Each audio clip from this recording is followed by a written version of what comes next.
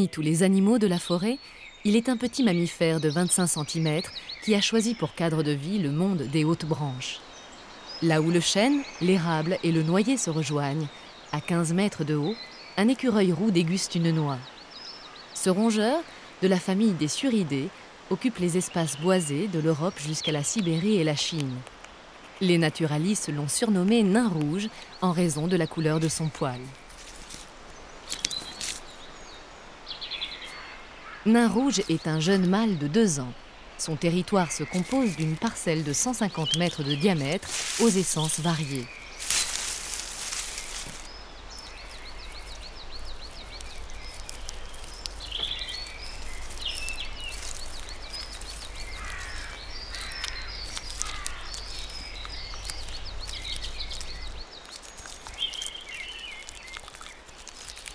À 500 mètres d'altitude, dans les Préalpes, cette forêt mixte, composée de feuillus et de conifères, est idéale pour les écureuils. Avec la présence du point d'eau, toutes les conditions favorables sont réunies. Sur la rive sud de l'étang, commence le territoire du voisin, qui n'est autre que le frère jumeau de Nain rouge. Ils sont les seuls survivants d'une portée de 5 qui a vu le jour il y a 2 printemps. Les graines tombées des arbres et les champignons l'attirent irrésistiblement au sol. Il y est moins en sécurité et reste sans cesse sur le qui-vive.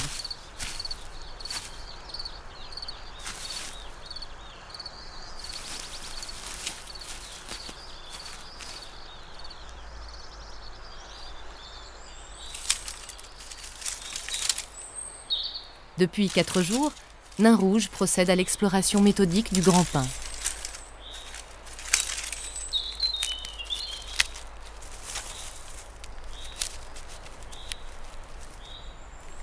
Fin août. Les pommes encore vertes sont un régal, qu'il ne délaisse que pour se désaltérer dans l'étang.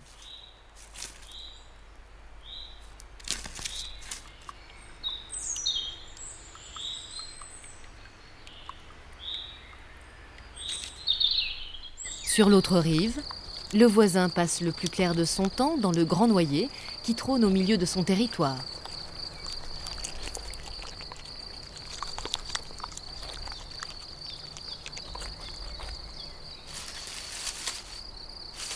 La collecte des noix les plus mûres, sélectionnées avec soin, une par une, est devenue son activité principale. Même avec une noix entre les dents, il conserve son agilité. L'écureuil ne se promène pas sans but et n'aime pas changer ses habitudes. Il parcourt les mêmes branches qui le conduisent aussi bien vers ses garde-manger aériens qu'au sol où il cache son butin à même la terre.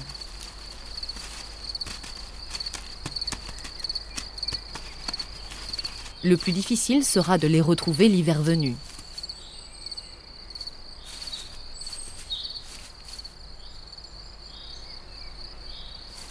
De son côté, Nain rouge, une noix entre les mains, en recherche le point faible avant de se servir de ses incisives comme d'un levier.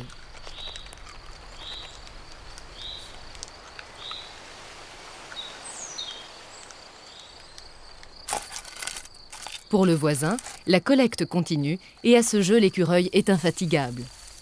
Debout juste avant l'aube, il emploie les premières heures de la matinée et de la fin d'après-midi à emplir de nourriture de nouvelles cachettes.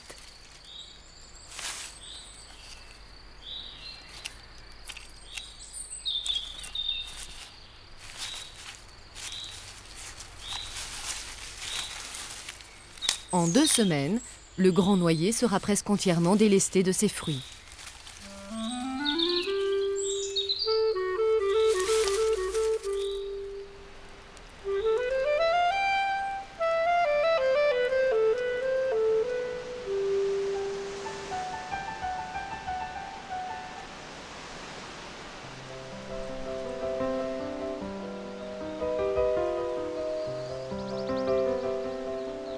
Les gelées de l'automne sont descendues au bord de l'étang.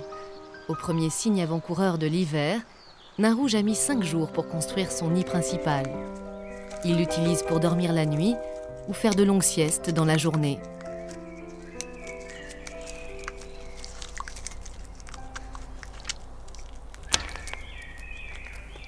Son refuge de 30 cm de diamètre lui sert également de garde-manger. L'intérieur est garni de mousse, d'herbes et d'écorce.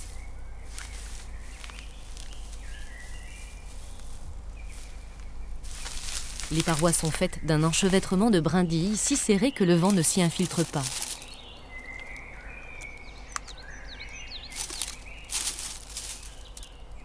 Les branches attenantes servent de poste d'observation et constituent une place idéale pour terminer son repas.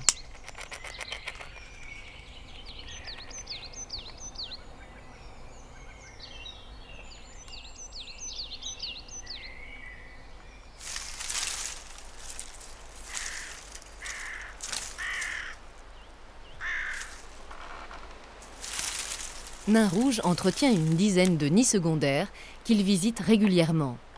Quand l'occasion se présente, il n'hésite pas à s'approprier l'ancien domicile d'une corneille. Démantelés par le vent, certains nids sont abandonnés.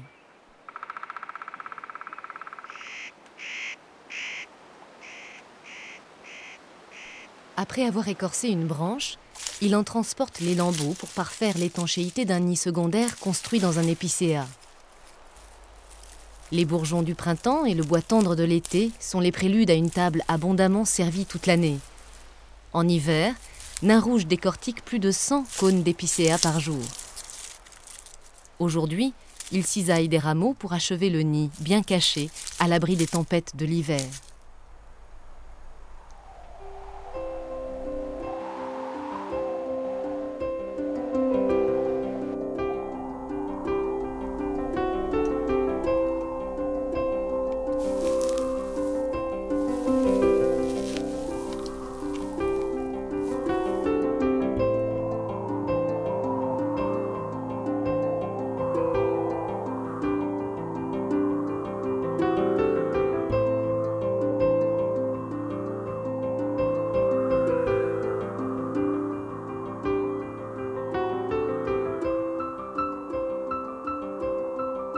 Fin décembre.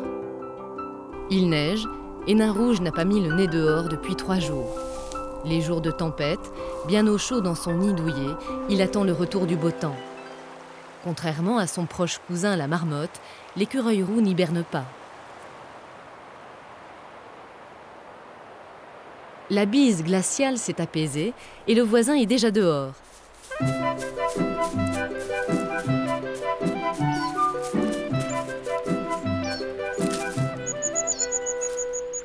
Il faut faire vite, boire en mangeant de la neige et retrouver les trésors de l'automne.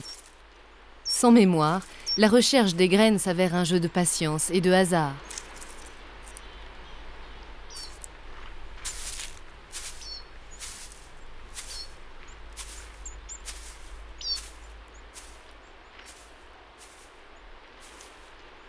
En fait, il ne retrouvera qu'une infime partie de ces graines et participera, sans le savoir, à la plantation de nouveaux arbres.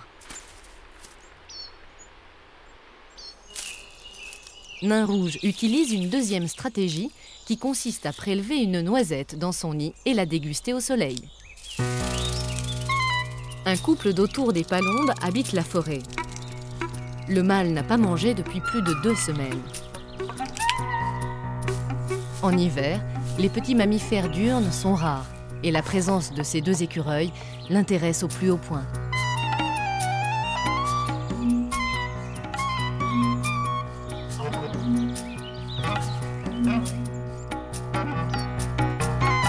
Tué net par le plus redoutable des rapaces de la forêt, le voisin, occupé à déterrer une noix à quelques mètres de l'étang, ne l'a pas vu venir.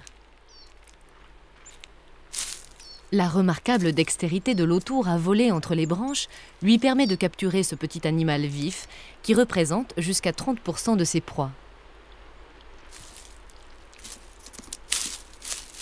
Nain Rouge regagne son nid.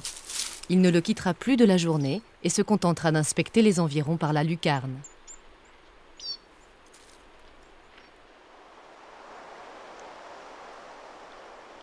Février. Le vent du nord ramène le froid et les courtes journées d'hiver s'écoulent au rythme des graines retrouvées, des voltiges sans cesse répétés d'un arbre à l'autre et des mêmes chemins empruntés aux mêmes heures.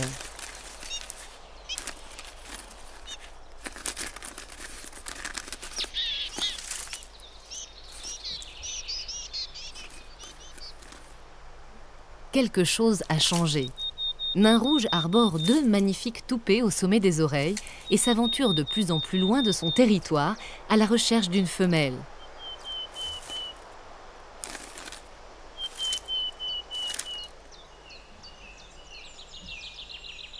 À plus de 300 mètres de l'étang, il est toléré sur le territoire d'une jeune femelle. Un conflit éclate à la vue d'un autre mâle venu du nord qu'il lui faut écarter à tout prix.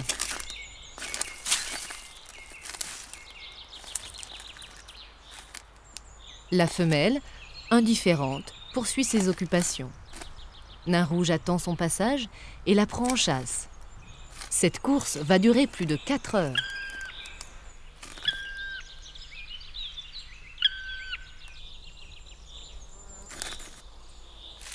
Il ne quitte plus la femelle et manifeste son excitation amoureuse par des claquements de langue et des balancements horizontaux de son panache.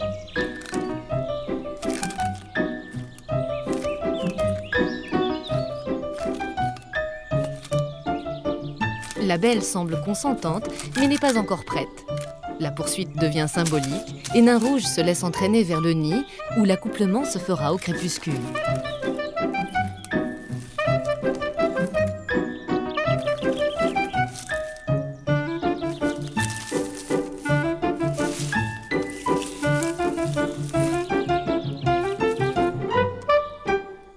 Après une gestation de 38 jours, la femelle assurera seule l'éducation des jeunes.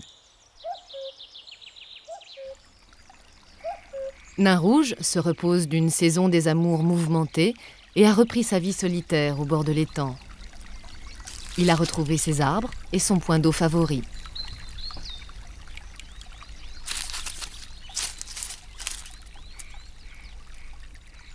S'il a négligé de se nourrir les jours précédents, il compte bien se rattraper et cherche avec ardeur quelques graines enfouies.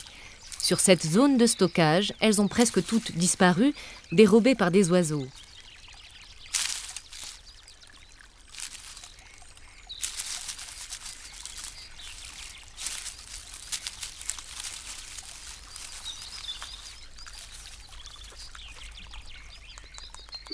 La naissance a eu lieu mi-mars. 4 petits, nus et aveugles de 8 à 12 grammes, sont nés au cœur d'un grand boulot. 45 jours plus tard, début mai, les jeunes écureuils font leur première sortie hors du nid.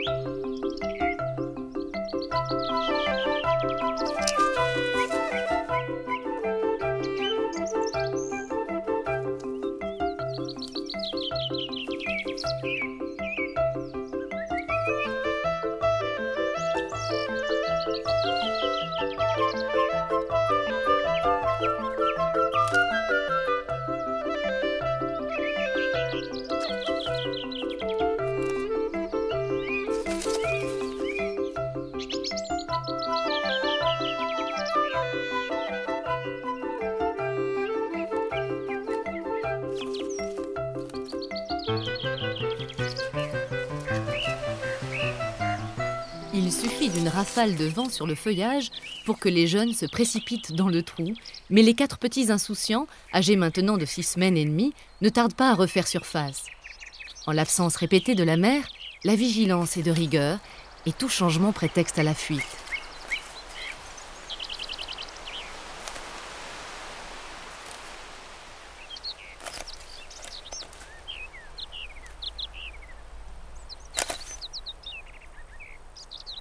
Si l'on est encore un peu pâteau, ce n'est plus pour longtemps.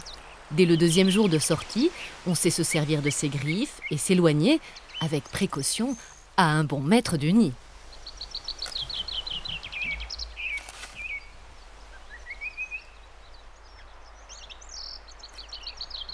Étape suivante, descendre la tête la première. L'exercice devient périlleux quand on sait qu'il se passe à 17 mètres au-dessus du sol.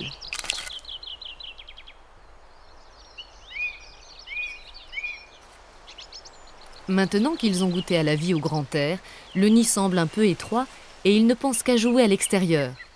C'est l'occasion de se familiariser à la vie arboricole et de développer ses sensations tactiles en touchant tout ce que l'on trouve à portée de griffes.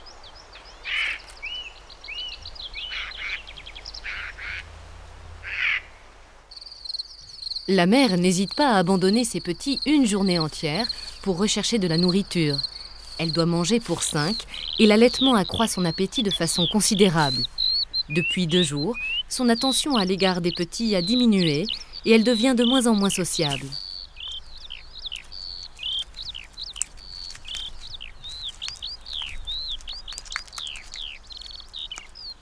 Dans le grand boulot, au 3e jour, l'émancipation se précipite.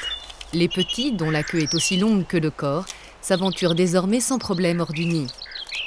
Ils restent toujours à proximité de leur refuge, mais de plus en plus, les 2 grosses branches sont le théâtre des jeux et des poursuites.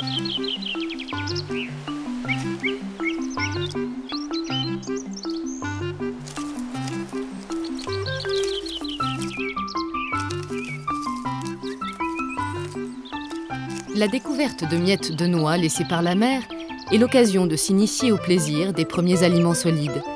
Instinctivement, comme pour tous les rongeurs munis d'incisives à croissance continue, ronger devient une nécessité vitale.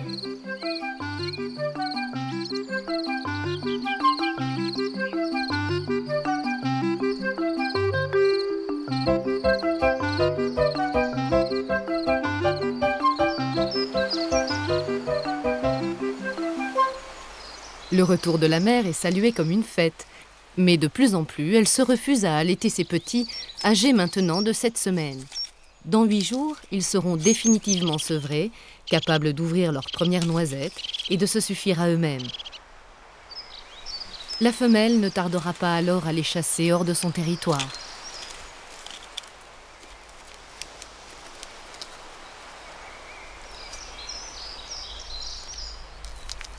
La mère n'est pas disposée à jouer avec son fils, qui semble quémander de la nourriture.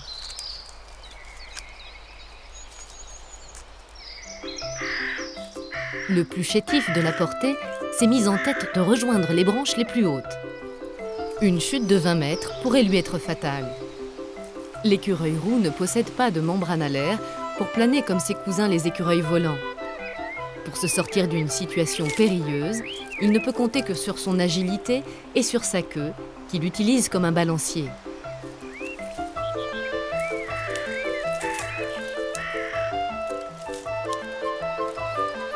La fugue n'a pas échappé à la mère, qui tente de saisir son rejeton par la peau. Mais le transport du jeune intrépide, qui était encore possible il y a 2 jours, ne l'est plus aujourd'hui.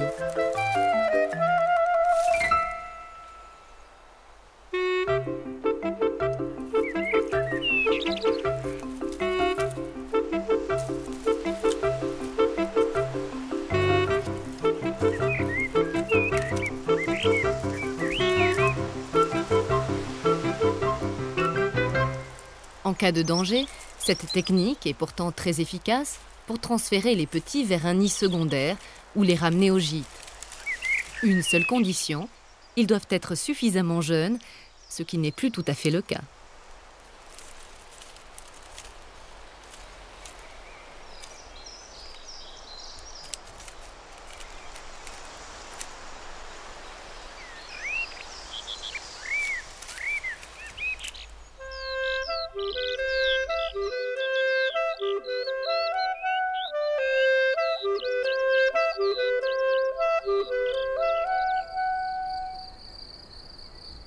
Nain Rouge a consolidé son nid principal et entame sa 3e année sur le même territoire.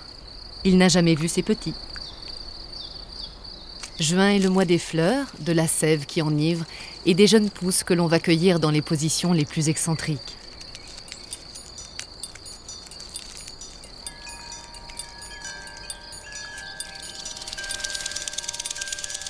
Une couleuvre esculape vit au bord de l'étang.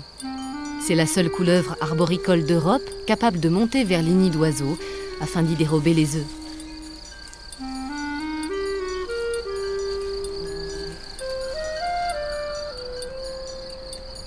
Dans l'arbre d'à côté, Nain Rouge se désaltère en léchant des feuilles couvertes de rosée.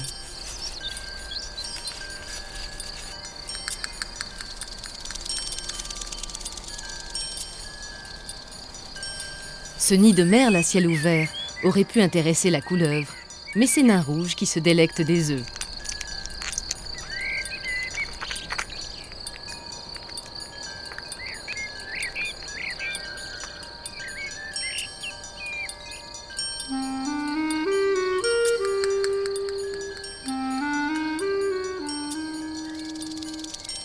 la couleuvre visite le nid principal de Nain Rouge. Il est vide. L'écureuil n'a rien à craindre. Seuls des nouveau-nés de quelques grammes pourraient être inquiétés par le serpent.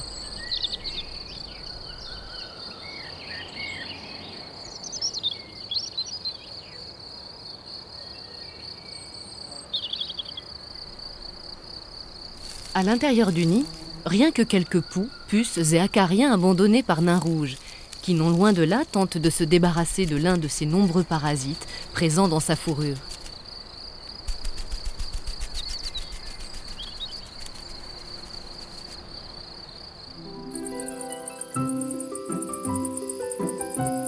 Les 4 jeunes ont pris leur indépendance et sont partis à la découverte de terres inconnues. Sur la rive sud de l'étang, la fille aînée a élu domicile sur le territoire de l'écureuil capturé par l'autour des Palombes l'hiver dernier. Elle a même retrouvé quelques noisettes enfouies par son prédécesseur.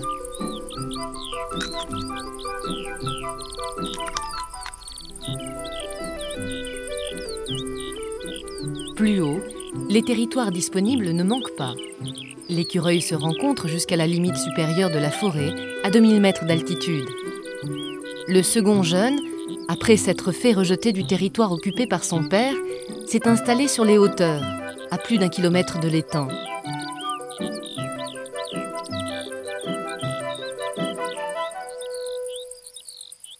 Lorsque la lune apparaît, la forêt s'anime d'une vie nouvelle, et la martre, prédateur de la nuit, arpente les sous-bois.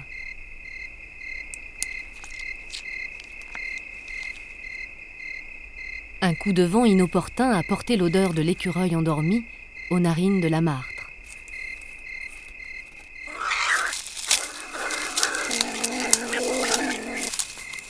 Le drame est rapide. Croqué en 3 coups de canine, le second jeune s'est fait surprendre dans son nouveau gîte. Il y a 2 jours, le 3e de la portée reçut lui aussi la visite de la martre. Par chance, la rencontre eut lieu dans la matinée et il réussit à s'échapper.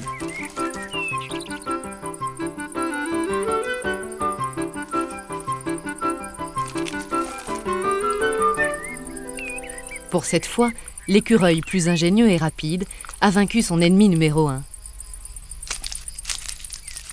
Pour l'heure, il vient de prendre possession de 2 arbres creux et ne sait pas encore lequel sera son nid principal. La nuit porte conseil. Sur son matelas de mousse, caché sous sa queue en guise d'édredon, il s'endort.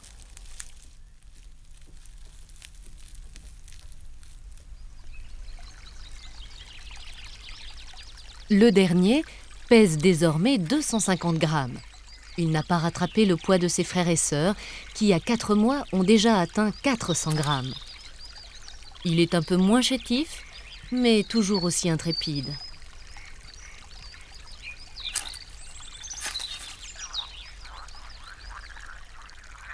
Il s'est mis en tête de traverser l'étang et de s'installer plus loin, sur l'autre rive.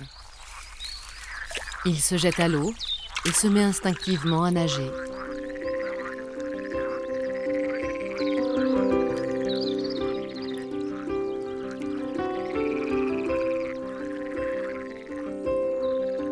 Qu'est-il devenu? Ça, c'est une autre histoire.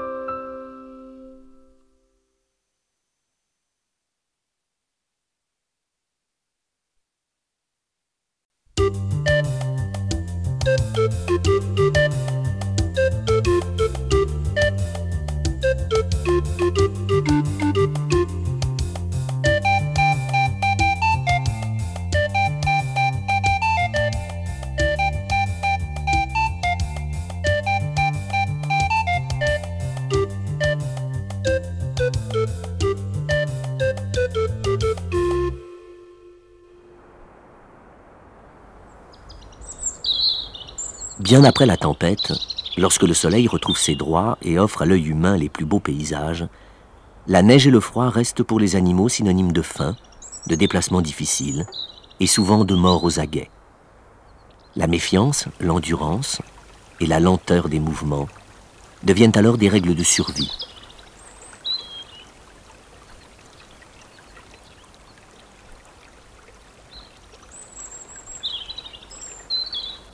Pour l'observateur, la neige est par contre une alliée parfaite. Elle offre à qui sait les lire tous les renseignements sur les allées et venues des animaux vivant à cet endroit. Le manteau neigeux devient alors un délateur fidèle, sachant nous faire entrer dans un jeu de pistes souvent fructueux.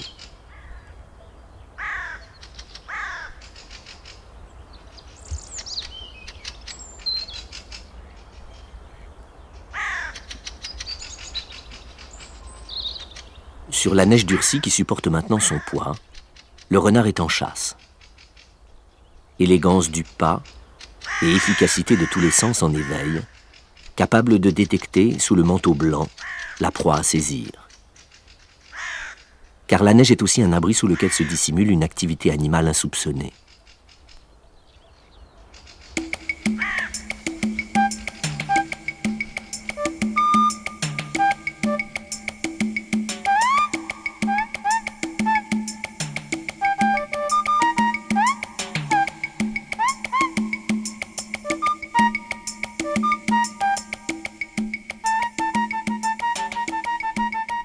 Pour les hermines, mettre le nez à la surface de la neige est un jeu à la mesure de leur vivacité, de leur souplesse et de l'énergie apparemment inépuisable dont elles disposent.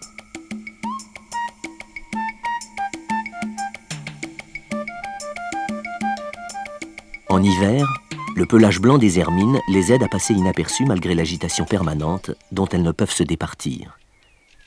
Imprévisibles, insaisissables, tout en elles est mouvement et inquiétude jamais apaisée.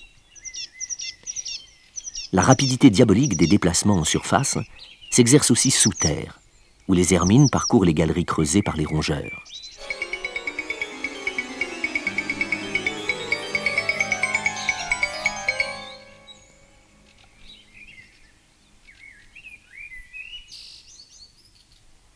En fait, une bonne part de l'activité incessante de ces animaux a un but essentiel, détecter et capturer les rongeurs auxquels elles font une chasse continuelle. Dans cette traque, la vue et l'odorat, auxquels rien n'échappe, jouent un rôle essentiel. Et le refuge souterrain du campagnol ne lui sera d'aucune utilité.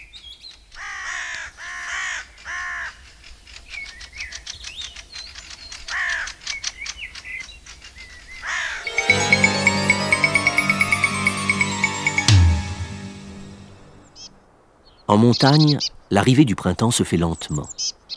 La température plus douce fait apparaître les premiers signes du renouveau de la végétation, sans réussir cependant à faire fondre l'épaisse couche de neige.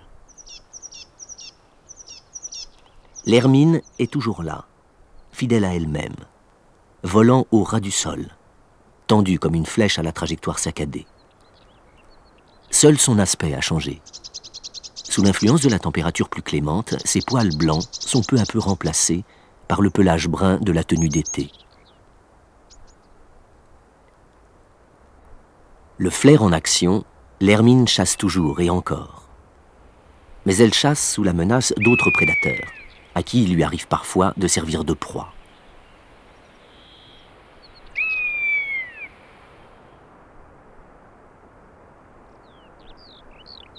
Elles semblent avoir une conscience très aiguë des dangers qui les menacent. Lorsqu'elles sont en activité sur l'étendue blanche de leur territoire, tous leurs comportements sont empreints de fébrilité, d'une peur constante, que seul le retour à proximité de leur trou semble pouvoir calmer quelques instants.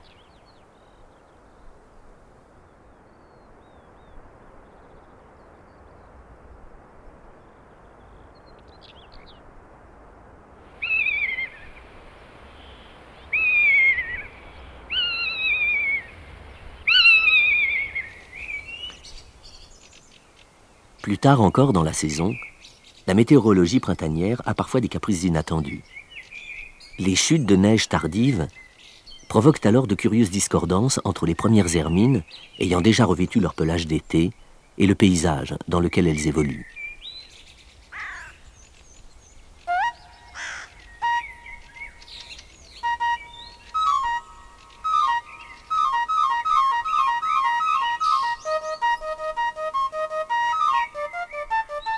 Là encore, que d'hésitation et de peurs à vaincre avant de s'extraire pour quelques secondes de la sécurité de son trou.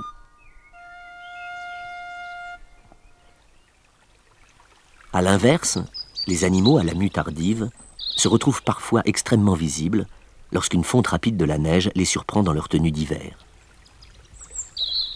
Dilemme de l'hermine, si elle pouvait se poser la question. Vaut-il mieux être brune sur fond blanc ou blanche sur fond vert? Évidemment, cela ne les trouble pas le moins du monde. Blanche ou brune, sur l'herbe ou sur la neige, les hermines auront toujours la même mobilité bondissante et imprévisible, pour le plus grand cauchemar du caméraman.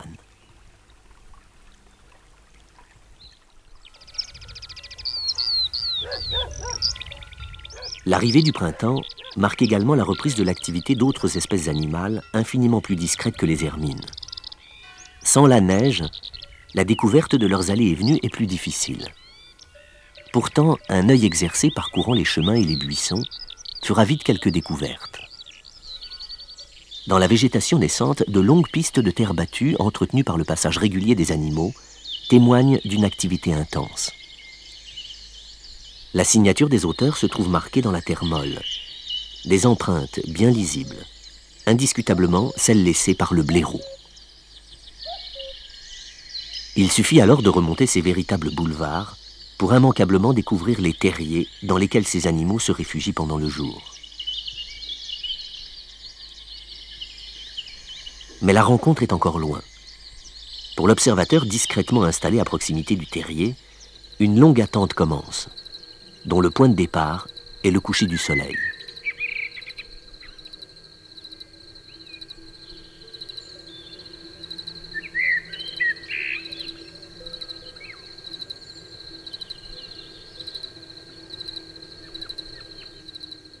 C'est l'instant délicieux et incertain où les bruits du monde diurne s'estompent peu à peu, remplacés par le silence de la nuit.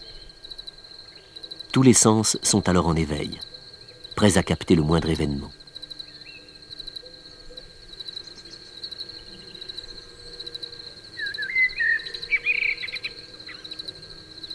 À l'intérieur du terrier silencieux, les blaireaux se sont réveillés lentement. Le moment de leur sortie est proche. Pour eux, comme pour les hermines, cet instant du passage entre la sécurité de leur refuge souterrain et le monde extérieur est une véritable épreuve. Leur méfiance est alors à son comble.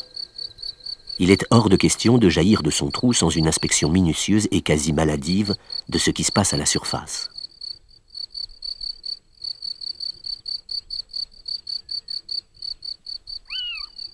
Tous les sens des blaireaux sont à cet instant en alerte. Le plus important est sans conteste l'odorat. La truffe humide et hypersensible capte et analyse en détail le paysage aux 1000 odeurs auxquelles l'homme n'a pas accès. La vérification est lente, méthodique, et le moindre parfum inhabituel fera retourner le blaireau au fond de son trou.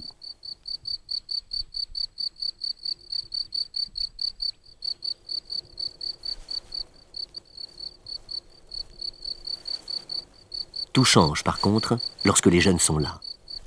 Leur insouciance et leur envie de découvrir le monde extérieur ont souvent raison de la méfiance instinctive de leur mère.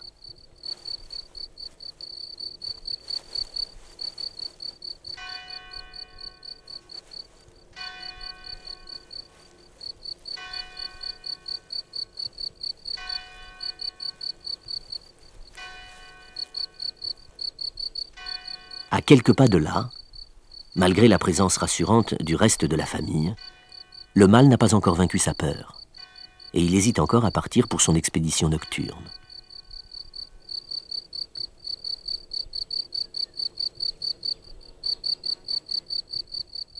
La femelle, visiblement fatiguée par l'élevage de sa progéniture, entame de son côté un rituel commun à tous les blaireaux jeunes et vieux qui viennent de sortir du terrier. le grattage méthodique de leur épaisse fourrure, pratique qui semble leur apporter la plus intense satisfaction.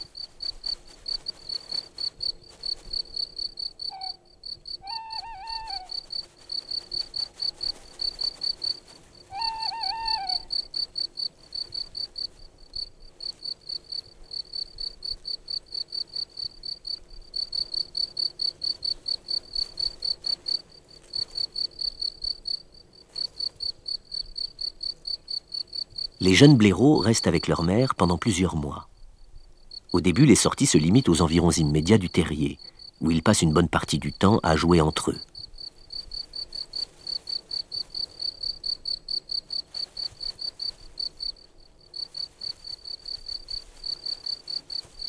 Malgré les apparences, le jeu est beaucoup plus qu'un simple divertissement chez les jeunes animaux.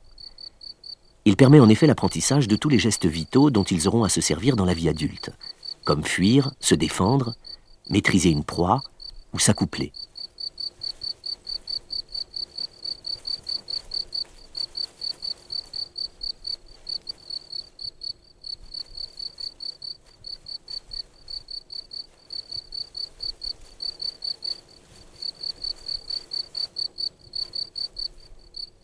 Laissant leur progéniture à leurs occupations, les adultes sont partis de leur côté à la recherche de nourriture. À cet exercice, le flair exceptionnel des blaireaux joue un rôle essentiel. Mieux que la vue, il permet de trouver au sol et sous la terre les insectes, les vers, les limaces et toutes sortes de proies dont ils font leur ordinaire.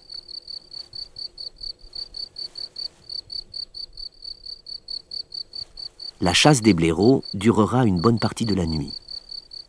Mais avant les premières lueurs de l'aube, tout le monde aura rejoint les profondeurs des terriers.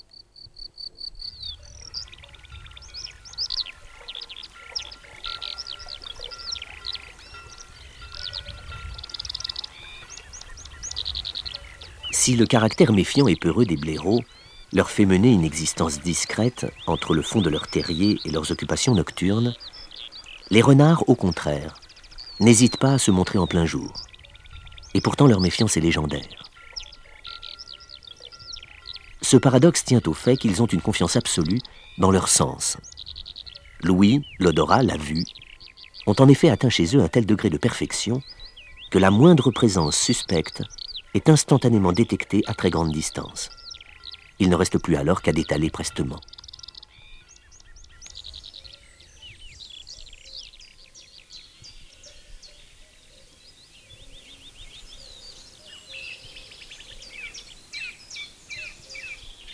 Les renards mettent leurs extraordinaires facultés sensorielles au service de leur chasse.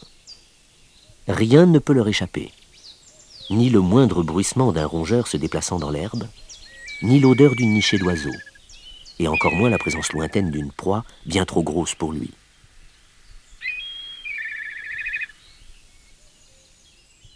Les renards chassent en vagabondant au hasard sur leur territoire. Ils parcourent de grandes distances, sans but bien précis. Une odeur, un bruit les attire d'un côté ou de l'autre, ou les font parfois retourner sur leurs pas.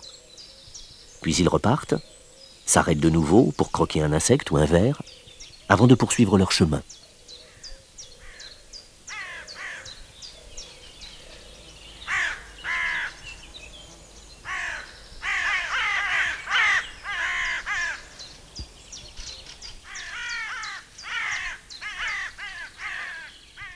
Lorsqu'ils chassent, les renards perdent parfois toute méfiance, comme si l'attention portée à la recherche de nourriture leur faisait oublier un instant leur sécurité. C'est en particulier le cas au printemps, lorsque les femelles nourrissent leurs jeunes. À cette époque, elles passent l'essentiel de leur temps à avaler tout ce qu'elles peuvent attraper. Elles reviennent ensuite au terrier, où cette nourriture est régurgitée dans la gueule des renardeaux qui attendent impatiemment.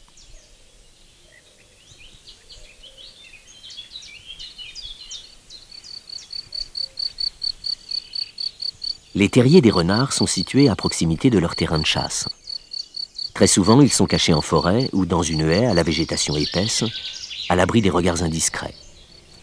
Les jeunes renards y naissent en mars, mais ne commencent à sortir du terrier qu'un mois plus tard. Contrairement aux jeunes blaireaux, les renardeaux sortent aussi bien le jour que la nuit. À l'âge de 2 mois, ce sont de petites boules de poils couvertes d'un pelage laineux. découvrant peu à peu leur environnement.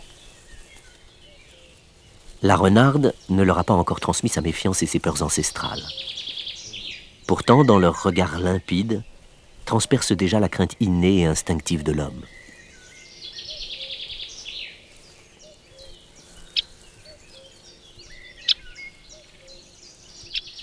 Les sorties hors du terrier sont essentiellement consacrées au jeu.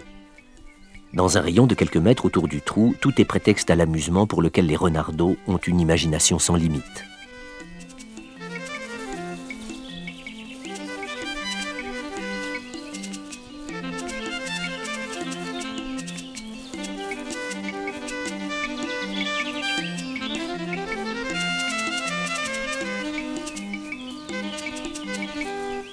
Leur curiosité est insatiable. Elle s'exerce en particulier sur tout objet nouveau qu'ils découvrent aux alentours du terrier. Cette fois-ci, c'est une des caméras qui fait les frais de leur appétit de découverte.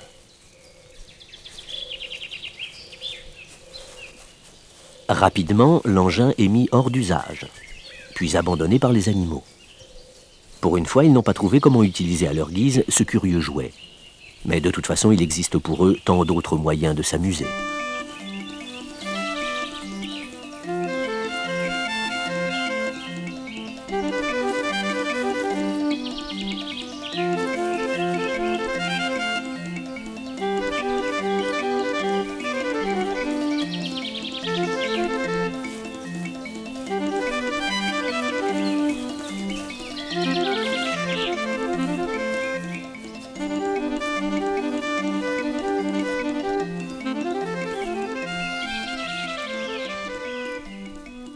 Au fil des jours et au milieu de l'insouciance, les premiers réflexes des renardeaux se mettent en place. Et le moindre événement anormal est vite détecté. Mais ce n'est pas la présence d'un pic qui troublera leur sérénité. Et lorsque le sommeil s'empare peu à peu de la petite tribu, aucun des membres ne peut y résister bien longtemps.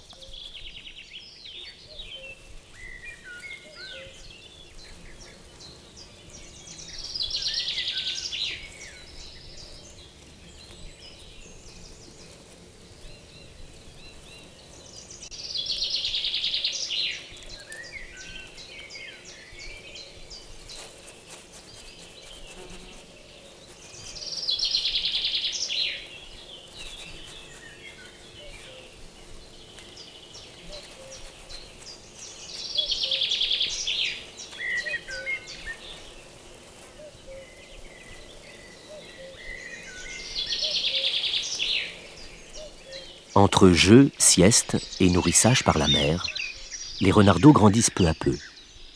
Au fil des jours, ils restent de plus en plus longtemps hors du terrier, dont ils s'éloignent maintenant sans hésitation.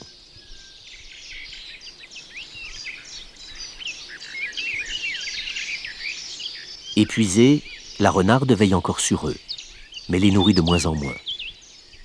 À vrai dire, les renardeaux sont maintenant capables de se débrouiller seuls, quitte à se contenter parfois d'une carcasse de chat, probablement trouvé mort au bord d'une route des environs.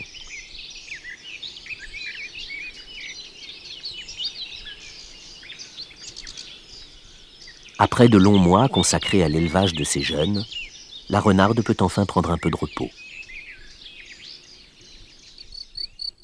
Ce n'est pas le cas par contre de l'hermine, dont l'agitation naturelle n'a fait que s'accentuer depuis quelque temps.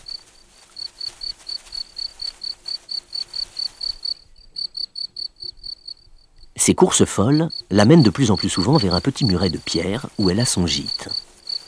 Elle a en effet mis bas à cet endroit il y a quelques semaines, et ses petits l'attendent avec impatience.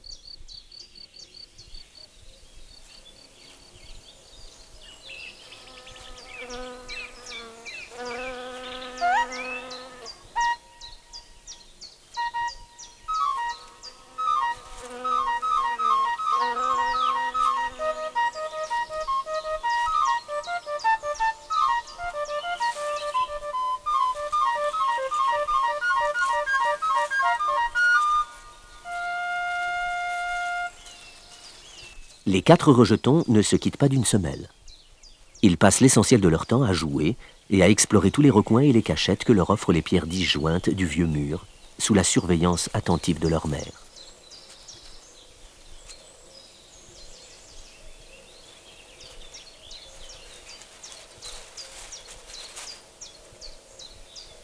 Bien entendu, cette marmaille est constamment affamée. Il y a bien longtemps que le lait maternel ne suffit plus à calmer leur appétit. Et ils savent parfaitement inciter leur mère à partir en chasse. Au cours de ces expéditions, la femelle hermine exploite les vastes pâtures qui entourent son refuge et dont elle connaît tous les recoins. C'est là qu'elle s'est trouvée en abondance ses proies favorites.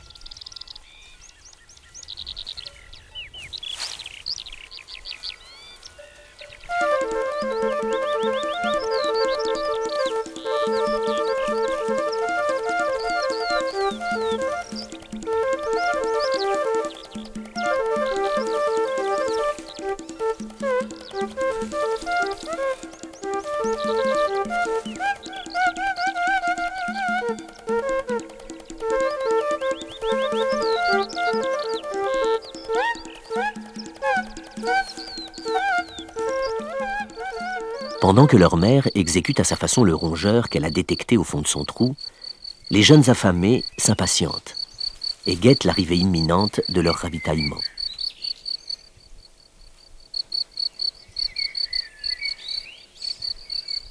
L'attente sera brève. L'hermine n'a pas perdu de temps malgré la taille imposante du campagnol qu'elle a dû transporter sur plus d'une centaine de mètres.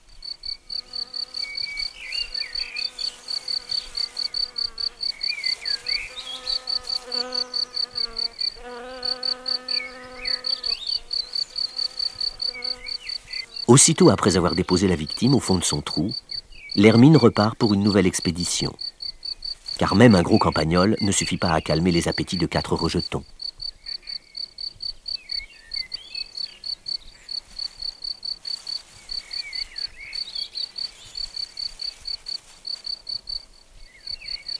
Dans le mur, le festin a commencé immédiatement. Après quelques affrontements, le jeune le plus affamé, ou le plus combatif, s'est approprié la dépouille du rongeur.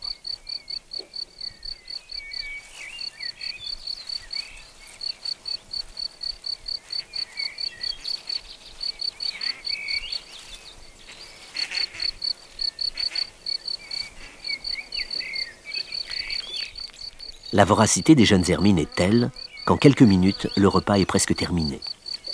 Bientôt, il ne reste plus que quelques lambeaux de chair sur la carcasse du rongeur, dont chaque os est soigneusement nettoyé.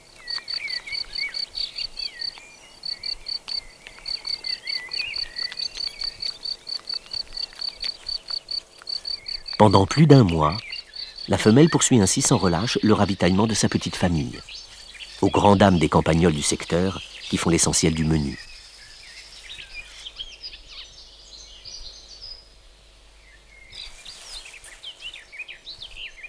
Puis peu à peu, l'hermine commence à emmener sa troupe à la chasse.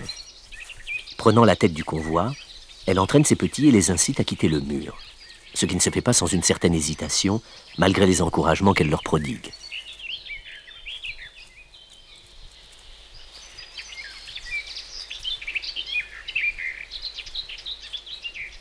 Dans quelques secondes, tout le monde aura fait le grand pas vers l'inconnu. Enfin, presque tout le monde. Car le petit dernier semble avoir un peu plus de mal que ses frères à se lancer dans l'aventure.